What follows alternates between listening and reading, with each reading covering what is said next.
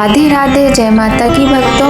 आप सभी का स्वागत करती हूँ स्पिरिचुअल ज्ञान साधना में और आप सभी से अनुरोध करती हूँ कि स्पिरिचुअल ज्ञान साधना को सब्सक्राइब कर लीजिए और बेल आइकन को प्रेस कर दीजिए ताकि आपको नई नई वीडियोस का नोटिफिकेशन मिल जाए। अंकी शिवाय नमस्तुभ्यम, जय माता की, राधे राधे, हर हर महादेव। कैसे हैं आप सभी लोग? आशा करते हैं सभी लोग बहुत अच्छे होंगे। बताने के लिए कमेंट में जय माता की, राधे राधे अवश्य ही लिखिएगा। हम सभी जानते हैं भगवान भोलेनाथ का श्रावण मास प्रारंभ होने वाला है और भगवान भोलेनाथ के जब हम शिवालय में पूजा करने जाते हैं तो हम देखते हैं हर मंदिर में, हर जगह भगवान नंदीश्वर की मूर्ति, उनकी प्रतिमा आपको मंदिर के बाहर या फिर मंदिर के अंदर शिवलिंग के पास ही मिलेगी। आखिर ऐसा कौन सा रिश्ता है नंदी जी का और शिव जी का, और नंदी जी ही क्यों वाहन बने शिव जी के? नंदी जी को ही भगवान शिव ने अपने वाहन के रूप में क्यों चुना? आखिर ऐसा क्या किया था उन्होंने? क्या नंदी जी वास्तविक में एक बैल ही थे, या फिर वो मनुष्य थे, या फिर वो कुछ और थे? तो ऐसी ही बहुत सारी जो मन में हमारे बातें हैं वो बातें एकदम क्लियर हो जाएंगी आज कि नंदी जी हमारे भगवान भोलेनाथ के वाहन कैसे बने। बहुत ही सुंदर सी पौराणिक कथा लेकर आए हैं और आप लोग सभी लोग भगवान भोलेनाथ का ध्यान करते हुए कथा का श्रवण कीजिएगा। कथा आप सभी को अवश्य ही पसंद आएगी। बोलिए गणेश भगवान की जय, बोलिए गौरी शंकर भगवान की जय, नंदीश्वर भगवान की जय। तो सबसे पहले आप सभी से निवेदन कर लेते हैं कि यदि आपने चैनल को सब्सक्राइब नहीं किया है तो जल्दी से कर लीजिए और बेल आइकन प्रेस कर दीजिए ताकि आपको महत्वपूर्ण वीडियोस का नोटिफिकेशन समय पर मिलता रहे।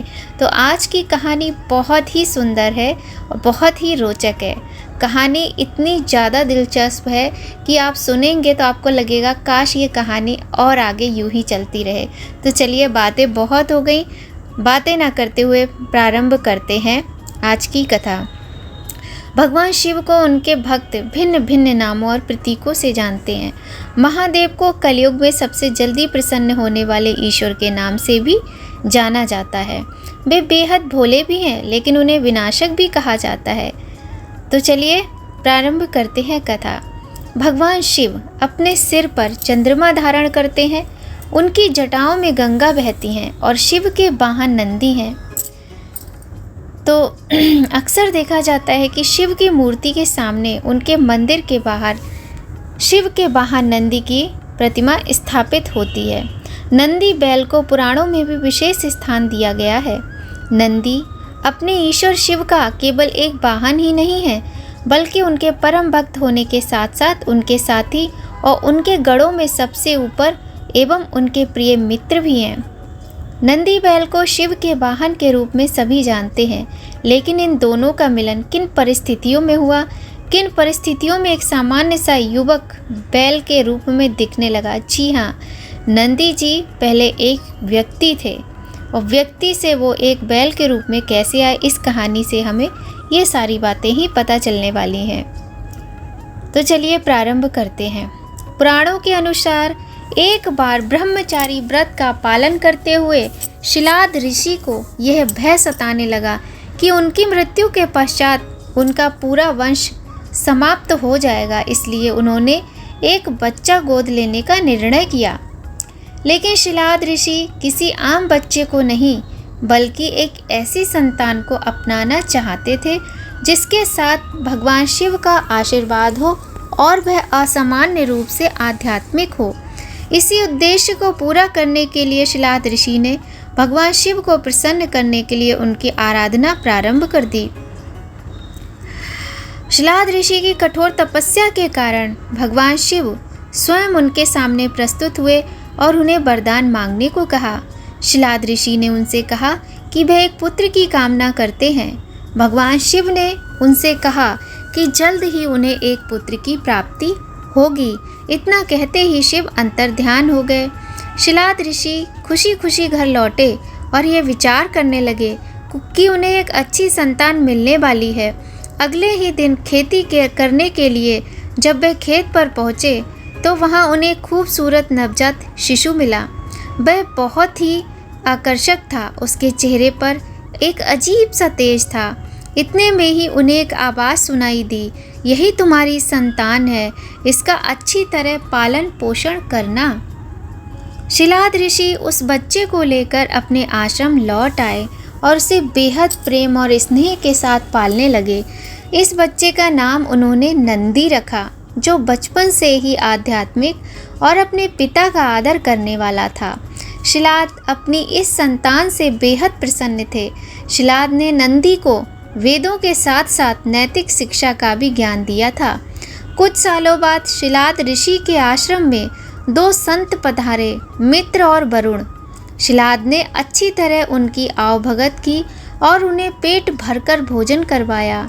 नंदी ने भी अपने पिता के कहने पर उन संतों का खूब आदर सम्मान किया और उनका ध्यान रखा और किसी भी प्रकार की शिकायत का अवसर नहीं दिया।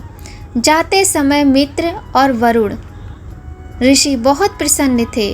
वह अपने साथ हुए व्यवहार से काफ़ी संतुष्ट थे। ऋषियों के प्रस्थान करने से पहले शिलाद और नंदी ने उनका आशीर्वाद लिया। जब शिलाद ऋषि ने उन साधुओं को प्रणाम किया तब दोनों ने उन्हें लंबे और खुशहाल जीवन का आशीर्वाद दिया। लेकिन जब नंदी ने साधुओं के चरण स्पर्श किए तो दोनों ही साधु परेशान हो गए। साधुओं के चेहरे की परेशानी शिलाद ऋषि ने भांप ली, इसलिए जैसे ही वे आश्रम से बाहर निकले, शिलाद ने उन्हें रोककर उनकी परेशानी का कारण जानने की इच्छा व्यक्त की। शिलाद ने उन साधुओं से पूछा कि उन्होंने नंदी को लंबी उम्र का आशीर्वाद क्यों नहीं दिया। मित्रा और वरुण ने उन्हें बताया कि नंदी अल्पायु हैं, उनके पास अत्यधिक समय नहीं बचा है। यह बात सुनकर स्वयं शिलाद चिंताग्रस्त हो गए। आश्रम लौटते ही नंदी ने भी अपने पिता के चेहरे के भाव को पढ़ लिया। नंदी ने अपने पिता से उनकी चिंता का कारण जानना चाहा तो उनके पिता ने उन्हें सब कुछ सच-सच बता दिया। शिलाद को लगता था कि अपनी मौत की जानकारी सुनते ही नंदी या तो रो पड़ेगा या भयभीत हो जाएगा, लेकिन जो हुआ वो ठीक उल्टा हुआ। नंदी ने जैसे ही सुना कि वो अल्पायु हैं, वह हंसने लगे। उन्होंने अपने पिता से कहा, आपने मुझे भगवान शिव की कृपा से पाया है, इसलिए मेरी उम्र की रक्षा भी वही करेंगे। नंदी का कहना था कि जो लोग भगवान शिव की आराधना करते हैं उन्हें कोई तकलीफ छू भी नहीं सकती। इतना कहते ही अपने पिता का आशीर्वाद प्राप्त कर नंदी भुवन नदी के किनारे तप करने चले गए। नंदी का तप इतना कठोर, आस्था इतनी प्रबल और ध्यान इतना मजबूत था कि शिव को प्रकट होने में ज़्यादा समय भी नहीं लगा। शिव ने नंदी से आंखें खोलने के लिए कहा। नंदी ने जैसे ही अपनी आंखें खोली, उनके सामने दुनिया की सबसे खूबसूरत, आकर्षक एक ऐसी छवि खड़ी थी। भगवान शिव के तेज को देखकर वह ये भूल ही गए कि वह अपनी लंबी उम्र के लिए शिव की आराधना कर रहे थे। भगवान शिव ने उनसे वरदान मांगने को कहा। नंदी ने वरदान के रूप में सारी उम्र शिव जी का सानिध्य मांग लिया। नंदी ने उनसे प्रार्थना की कि वह हर समय उनके साथ रहना चाहते हैं। नंदी के समर्पण से प्रसन्न होकर भगवान शिव ने नंदी को पहले अपने गले लगाया और उन्हें बैल का चेहरा देकर उन्हें अपने वाहन, अपना दोस्त, अपने गणों में सर्वोत्तम के रूप में स्वीकार कर लिया। ऐसा करना सिर्फ नंदी ने अपनी नियति को बदला, बल्कि स्वयं अपनी नियति को अपने हाथों से लिखा भी। नंदी जी द्वारा शिव का साथ प्राप्त करने के बाद ही असुरों और देवताओं के बीच क्षीर सागर में समुद्र मंथन हुआ। इस मंथन में सबसे पहले हलाहल नाम का अत्यधिक घातक विष निकला, जिसकी एक बूंद भी सर्वनाश कर सकती थी। इस विष का गलत प्रयोग ना हो, इसलिए भगवान शिव ने स्वयं उसका पान कर लिया। वह विष शिव जी के लिए घातक था, इसलिए उनकी अर्धांगिनी माता पार्वती ये नहीं चाहती थी कि इस विष की बूंद भी शिव के शरीर में जाए। इसलिए माता पार्वती ने शिव के गले में ही उस विष को रोक दिया। इस विष की कुछ बूंदें जमीन पर गिर गईं, जिसे स्वयं नंदी ने अपनी जीभ से साफ किया था। देवता और असुर दोनों ही नंदी को देखकर हैरान रह गए कि नंदी ने जानबूझकर इस विष को क्यों ग्रहण किया। सभी यही सोच रहे थे कि शिव तो भगवान है, साथ ही उनके पास माता पार्वती का भी साथ है, लेकिन नंदी ने ऐसा क्यों किया। पर नंदी के इस भाव पर भोले बाबा अत्यंत प्रसन्न हुए। इसके बाद भगवान भोलेनाथ ने नंदी को अपने सबसे बड़े भक्त की उपाधि दी।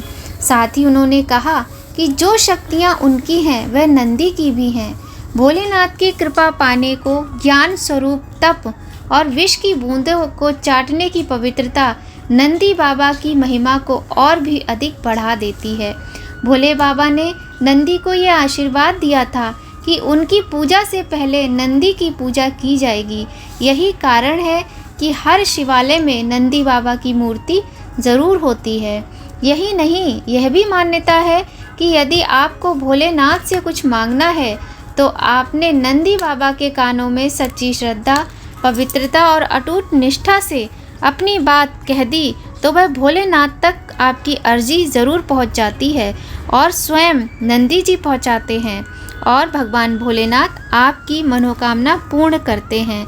तो यह थी छोटी सी कथा नंदीश्वर भगवान की कि भगवान भोलेनाथ ने आखिर नंदी जी को ही अपना वाहन क्यों बनाया और नंदी जी कौन थे, कहाँ से आए थे, मनुष्य थे या पशु थे, क्या थे। तो हम आशा करते हैं आज की कथा सभी को पसंद आएगी। पसंद आए तो लाइक कीजिएगा और कमेंट में हर हर महादेव अवश्य ही लिख दीजिएगा। ऐसी ही सुंदर सुंदर पौराणिक रोचक कथाओं के साथ आपसे रोज़ मिलते रहेंगे और इसके लिए आप सभी से विनम्र निवेदन करते हैं कि चैनल को सब्सक्राइब कर लीजिए, बेल आइकन प्रेस कर दीजिए ताकि आपको महत्वपूर्ण वीडियोस का नोटिफिकेशन समय पर मिलता रहे। तो सभी लोग स्वस्थ रहिए, प्रसन्न रहिए, अपना और अपने अपनों का ख्याल रखिए।